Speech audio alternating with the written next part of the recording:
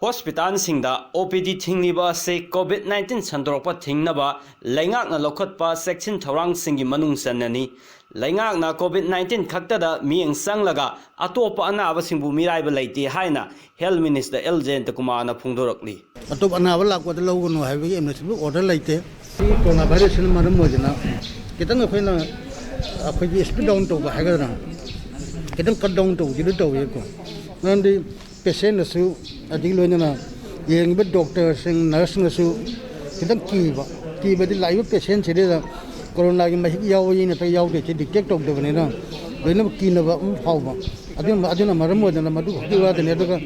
Totally every anabok, don't love with the younger. I could never shut down to the habitat. But Aduki Chang, do Bakara, and to Badina Maramodina, getting Arab again. The remote area, the lab, dialysis to whatever, the diabetic patient with the heart problem, labor, surgical operation to whatever Congress in the Massacre Hunter, they have one year to the Madumak, Madu station of not 3 years.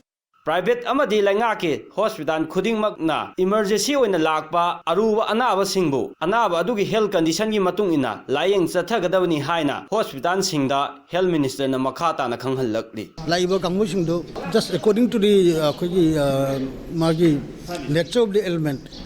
The cook chick when you Kong Hambani have in a comparatively for I do not have dialysis of the heart problem here labor. I don't know Yamna Kodaktu in an immediate doctor ki dakar lak matang singdi every hospital government hospital or the private hospital or adu loina mag to entertain to gadab ni atan habisna aduma ai apel